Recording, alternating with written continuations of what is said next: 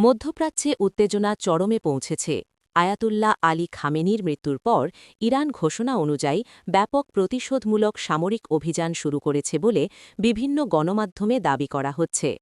ইরানের ইসলামী বিপ্লবী গার্ড বাহিনী একযোগে মধ্যপ্রাচ্যের বহু সামরিক স্থাপনা লক্ষ্য করে মিসাইল ও ড্রোন হামলা চালিয়েছে বলে প্রতিবেদনে উল্লেখ করা হয়েছে। সংযুক্ত আরব আমিরাত, কাতার ও কুয়েত সহ বিভিন্ন অঞ্চলে বিস্ফোরণের শব্দ শোনা গেছে এবং বিমান চলাচল সাময়িকভাবে বন্ধ করা হয়েছে। কিছু স্থানে ক্ষয়ক্ষতি ও হতাহতের খবরও প্রকাশিত হয়েছে।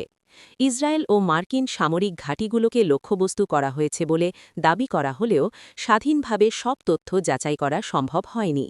পরিস্থিতির কারণে পুরো অঞ্চলে নিরাপত্তা সতর্কতা জোরদার করা হয়েছে এবং নাগরিকদের সতর্ক থাকার নির্দেশ দেওয়া হয়েছে। বিশ্লেষকরা বলছেন, এই পরিস্থিতি মধ্যপ্রাচ্যের নিরাপত্তা ও বৈশ্বিক রাজনীতিতে নতুন অনিশ্চয়তা তৈরি করতে পারে।